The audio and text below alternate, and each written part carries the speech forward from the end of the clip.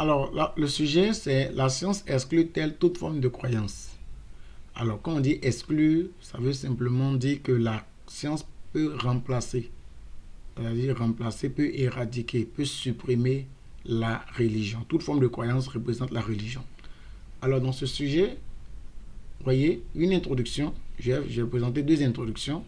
L'introduction par définition et l'introduction par citation. Alors, quand vous avez l'introduction par définition, comment ça se fait? Voici comment cela se présente. Par définition. Donc, quand je mets par définition, ça veut dire que la phrase qui va suivre, c'est une définition clairement donnée de la citation. Donc, par définition, la science désigne l'ensemble des connaissances obtenues, soit par démonstration ou soit par vérification expérimentale. Ça, c'est la définition de la notion, de la première notion. Alors, dans ce sujet, regardez bien, nous avons deux notions. Nous avons la notion de la science et la notion de la religion. Si dans un sujet, vous avez deux notions, vous êtes obligé de définir les deux notions si vous partez d'une définition. Mais si vous ne partez pas d'une définition, si par exemple le sujet c'était de dire que la science est-elle bénéfique pour l'homme, de manière simple, la science est-elle bénéfique pour l'homme, dans ce cas, on a une seule notion, c'est la science. Donc on allait uniquement s'arrêter là. Voilà. Mais ici, on a deux notions. Donc quand on a deux notions, on doit définir les deux notions. Et pour définir la deuxième notion, ajoutez toujours ça, le quant à, ça.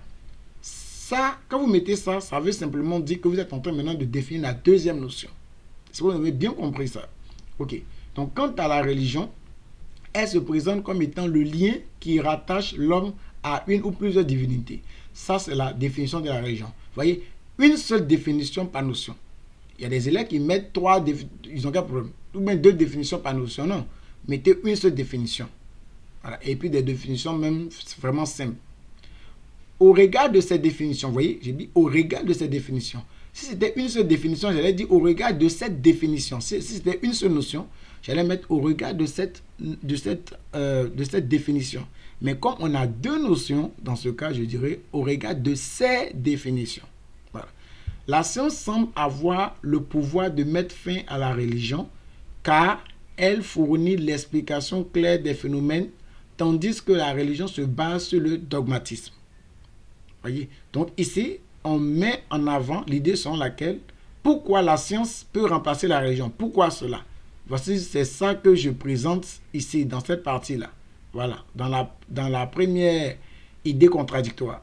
Voilà. Je donne la raison pour laquelle la science peut remplacer la religion. Donc c'est ce que vous devez faire dans votre travail. La notion là, pourquoi c'en est ainsi? Vous dites ça ici. Toutefois, maintenant je vais annoncer la deuxième idée contradictoire, donc l'idée contradictoire. Toutefois, la science étant un fruit de la raison, est incapable d'aller au-delà des phénomènes naturels, au point de faire alors appel à la religion. Donc c'est une manière de dire quoi? Je me pose la question maintenant, pourquoi la science ne peut pas exclure la religion? La science ne peut pas exclure la religion, pourquoi? Parce que la science est incapable d'aller au-delà des phénomènes naturels. Donc elle n'a pas d'autre choix que de faire appel à la religion. Voici un peu concernant, pour ceux qui ont des difficultés à faire le paradoxe, posez-vous pourquoi l'axe 1, pourquoi ça, ça va faciliter un peu les choses ici. De ces idées paradoxales, donc idées paradoxales, c'est-à-dire idées contradictoires, pour ceux qui ont des idées opposées, si vous voulez. Le problème suivant se pose à nous. Quel est le rapport entre la science et la religion? Donc c'est logique, puisqu'il y a deux notions, donc c'est quel est le rapport qui existe entre les deux qui est important ici. Pour résoudre ce problème, nous analyserons les questions suivantes. 2 points. En quoi la science exclut-elle la religion? Cependant, la foi religieuse ne serait-elle pas irremplaçable face à la science? Alors, si la science doit exclure la religion, c'est comme si la science va remplacer la religion. C'est comme si la science va éradiquer la religion. Ça, c'est ce qu'on va dire dans la thèse. Mais dans l'antithèse, on dira plutôt que la foi religieuse ne peut pas disparaître. Non, au contraire, elle est irremplaçable. Voilà. Deuxième manière de faire l'introduction, par citation. Alors, quand c'est par citation, voici comment il faut commencer. Dans son ouvrage Pensée d'un biologiste, donc ça c'est l'ouvrage de l'auteur, on souligne toujours l'ouvrage comme on l'a fait en français, l'écrivain Jean Rostand déclarait, on met la citation ici, la science a fait de nous des dieux. Point. Pour lui, en effet, virgule, La science semble offrir des solutions aux défis des hommes, remettant en question la place de la religion dans la société. Effectivement, regardez la citation. Il dit, la science a fait de nous des dieux. Donc si la science a fait de nous des dieux, c'est que la science nous permet de résoudre nos problèmes. Or, nous savons que si la science a fait de nous des dieux, c'est que nous n'avons plus besoin de Dieu. C'est que nous sommes maintenant des dieux. Ben, si vous voulez, des petits dieux. Donc, si nous sommes des petits dieux, nous sommes capables de résoudre tous nos soucis. Donc, on n'a pas besoin de religion. Voyez un peu. Voici donc le sens de cette... Ici, donc, on explique cette phrase-là. Voilà, cette phrase-là, son but, c'est quoi? C'est d'expliquer la pensée de l'auteur. Voilà. Donc, quand vous mettez la citation, vous devez forcément l'expliquer. Et l'explication, là, ça va toujours dans le sens du sujet. Alors, je tiens à rappeler ceci. Quand vous donnez un sujet, là, quand vous donnez un sujet que vous devez passer d'une citation, pardonnez, je vous en supplie. La citation, là, elle doit être en adéquation avec la thèse. C'est une citation qui doit être en adéquation avec la thèse et non l'antithèse. Donc, comme la thèse, on nous a dit clairement de montrer que la science exclut la religion. Dans ce cas de figure, nous avons clairement dit que, en disant que la science a fait de nous des dieux, c'est comme si l'homme n'a plus besoin de religion. Voilà. Donc, cette pensée-là, elle est compatible avec notre thèse. Cependant, virgule, l'expérience quotidienne nous donne d'observer que cette phrase-là est un passe-partout. Il faut toujours mettre cette phrase-là. Quand vous avez fini d'expliquer la pensée de l'auteur, cette phrase, elle est importante. Cependant, l'expérience quotidienne nous donne d'observer que. Il faut toujours mettre cette phrase. Toujours mettre cette phrase. Important. Donc, cependant, l'expérience quotidienne nous donne d'observer que maintenant, vous allez donner la raison. Voilà. L'autre raison. La croyance religieuse est un phénomène universel. Car toutes les religions pratiquent. Car toutes les sociétés pratiquent des religions. Donc, l'expérience quotidienne nous fait dire que nous permet d'observer que pendant qu'on nous fait croire que la science, la religion ne peut plus avoir son mot à dire aujourd'hui, puisque les hommes ont la capacité de résoudre le problème, on nous fait comprendre ici que la religion est un phénomène universel. Donc, les hommes là, peu importe l'avancée technologique et puis scientifique, le fait que la religion soit un phénomène universel, les hommes seront toujours portés vers les religions. Donc, car toutes les sociétés pratiquent des religions, ce qui montre que clairement, la science ne peut pas la remplacer. Alors, dès lors, il se pose le problème suivant. Quel est le rapport entre la science et la religion? Pour résoudre ce problème, nous analyserons les questions suivantes. En quoi la religion exclut-elle la science exclut-elle la religion? Cependant, la foi religieuse ne serait-elle pas irremplaçable face à la science? Ça, c'est pour les deux introductions. En ce qui concerne le développement, le développement respecte le même principe de rédaction que celui de la dissertation littéraire. Même principe. On commence par une phrase introductive. L'argument numéro 1, on développe l'argument numéro 1. Argument, explication, citation.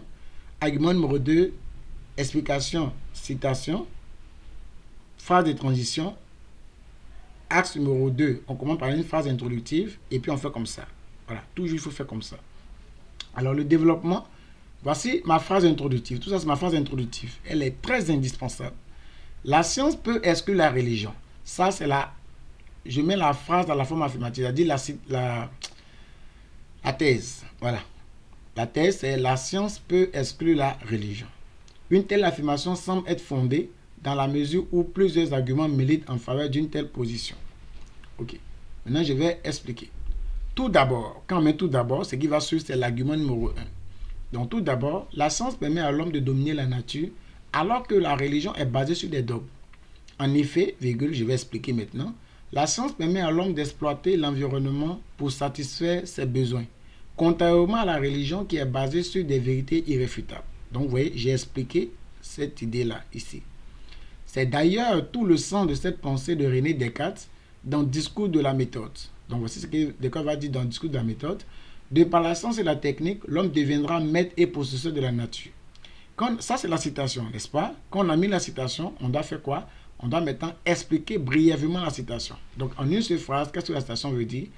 Alors pour lui, les sciences et les techniques modernes confèrent à l'homme une maîtrise incomparable sur la nature, de manière simple. Donc, les sciences et les techniques permettent à l'homme de pouvoir surpasser, dominer la nature. Ok. Ok. Maintenant, ça, on a fini avec le premier argument. Tout ça, c'est le premier argument.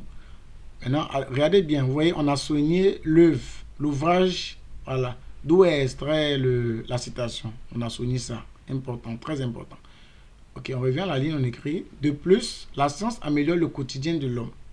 Alors, dans la mesure où, par ses résultats visibles, elle rend l'homme heureux, épanoui, contrairement à la religion qui possède par miracle. Ça, c'est le deuxième argument. Par exemple, vous voyez, ceux qui demandent, mais comme on met un exemple, voici l'exemple. Par exemple, dans la Sainte Bible, précisément en Genèse 3, verset 19, il est dit que l'homme mangera, voilà, bon, petite faute, à la sueur de son front. Mais avec l'avènement des machines, l'homme ne fournit plus assez d'efforts.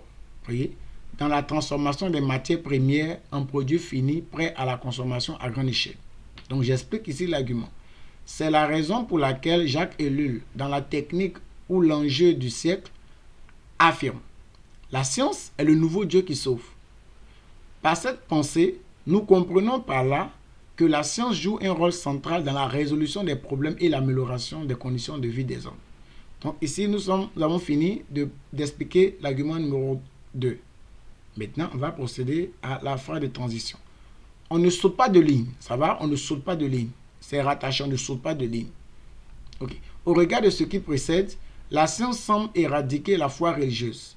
Donc, toujours, la science sembler, important. Mettez toujours ça, semble. Mais, cette approche est-elle toujours soutenable? Cependant, la foi religieuse ne serait-elle pas irremplaçable face à la science? Voilà, de manière simple. Ok, donc on a annoncé comme ça notre antithèse. Et tout ça, n'oubliez pas, c'est la phrase de transition. Voilà, tout ça, c'est la transition, la conclusion partielle et la transition. On aborde maintenant la deuxième partie. La deuxième partie concerne quoi? Concerne donc l'antithèse. Affirmer sans réserve que la science peut exclure la religion, c'est faire preuve d'exagération. En réalité, la religion est irremplaçable malgré les prouesses de la science. Je vais expliquer ça, vous allez comprendre. Quand je dis affirmer sans réserve que, je place ici quoi? Je place la thèse. Voilà, ça je place la thèse. Je veux dire quoi? Si nous affirmons que la science peut exclure la religion sans réserve, c'est-à-dire sans discuter, on est en train d'exagérer. C'est ce que ça veut dire. C'est une exagération de dire que la science peut exclure la religion et c'est absolu. Vous savez qu'en philosophie, il n'y a pas de vérité absolue. Donc, en réalité, virgule, la religion est irremplaçable malgré les prouesses de la science. On revient maintenant à la ligne. On va présenter nos deux arguments. D'une part, la science étant un produit de la raison est incapable d'expliquer aux hommes l'origine des phénomènes surnaturels. Par exemple, le phénomène de la mort, la création de l'univers, l'idée de Dieu et autres. Donc la science est incapable de nous expliquer ça. Raison pour laquelle Emmanuel Kant ne manquerait pas de dire ceci: la science ne peut prouver que Dieu n'existe pas, car il y a quelque chose qui lui échappe à nature. Donc la science est incapable de prouver l'existence de Dieu. Autrement dit, la science a besoin de la religion dans ses démarches. Donc sans la religion, la science ne peut pas progresser. La science ne peut pas évoluer dans ses recherches. D'autre part, l'homme, face aux effets néfastes de la science, trouve refuge auprès de la religion, qui l'apaise de ses angoisses, car le progrès scientifique produit plus de maux qu'il n'en résolve. Donc l'homme, il voit que la science va créer des désordres, des dégâts. Vous savez que la science a engendré beaucoup de dégâts, la destruction de la couche d'ozone, la pollution de l'eau, la pollution des airs, etc., de l'air, etc. Donc, tout cela montre clairement que la science a des effets pervers sur la nature. Ce qui pousse l'homme donc à se tourner vers qui? À se tourner vers Dieu. Voilà. Donc, il a plus d'inconvénients que d'avantages. Face à ce constat, Freud déclare ceci dans L'avenir d'une illusion, donc c'est l'ouvrage. L'angoisse humaine en face des dangers de la vie s'apaise à la pensée du règne bienveillant de la providence divine. Alors, en d'autres termes, la foi en Dieu peut offrir un réconfort et une paix intérieure permettant de mieux gérer l'angoisse liée aux difficultés de l'existence. Donc, lorsque l'auteur ici nous fait comprendre que les hommes qui sont dans ce qu'on appelle l'angoisse, qui sont dans la peur, dans la crainte, dans le doute, ils sont obligés de se rabattre sur la religion. Et je vais ouvrir une parenthèse avant de poursuivre. Ça me rappelle bien en 2020, lorsque cette maladie, le coronavirus, battait son plein dans le monde entier.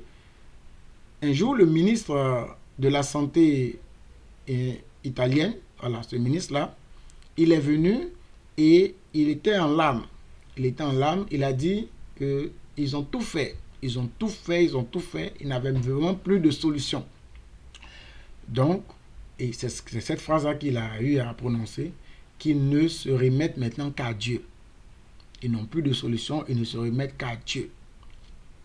Vous voyez? Donc, ici, ça a attiré mon attention sur le cours de religion-science. Le coronavirus, c'est une maladie qui, si vous voulez, des virus qui ont commencé à se propager un peu partout. Alors, dans ce cas, l'homme, voyez, fait face maintenant à une conséquence négative de la science. Parce que la médecine, tout ce qui est dans le domaine de la santé relève de la science. Voilà. Donc, ce progrès poussé de la science va malheureusement détruire l'humanité, va détruire le monde. Et les hommes, finalement, n'auront que pour secours Dieu, n'auront que pour secours la religion. Voyez? Donc, c'est ce que cette phrase-là, l'angoisse humaine en face des dangers de la vie s'apaise à la pensée du règne bienveillant de la providence divine. La providence divine ici, c'est de Dieu qu'il s'agit. Voilà. Donc, cette phrase-là est bel et bien comprise. Conclusion. Alors, il y a plusieurs manières de faire la conclusion. Je vous présente une manière aussi simple. La science exclut-elle toute forme de croyance? Ici, on rappelle notre sujet. Voilà. La science exclut-elle toute forme de croyance? L'analyse de ce sujet nous a conduit à une double réflexion. D'une part, la science, par ses expérimentations, peut entraîner l'exclusion de la religion. Mais, une seconde analyse nous a permis d'aller plus loin et de montrer que la religion a encore sa place dans la société au détriment de la science.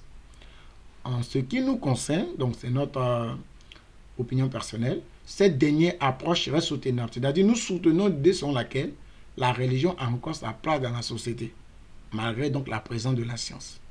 Toutefois, maintenant on va annoncer notre ouverture. L'ouverture, c'est toujours un sujet qui va dans le sens du sujet qu'on vient de voir. Vous voyez, non? Toujours dans le même sens, dans le même contexte, la même notion. Toutefois, virgule, la religion peut-être s'affranchir de toute logique. Qu'est-ce que je veux dire par ce sujet? Est-ce que la religion peut entraîner la démission de la raison? Voyez? Or, vous savez tous que quand on parle de science, on parle de raison. Donc, c'est un sujet qui nous amène immédiatement à ouvrir une parenthèse sur la religion et la raison, la relation qui existe entre la religion et la raison. Voici donc de manière expliquée un sujet de dissertation philosophique.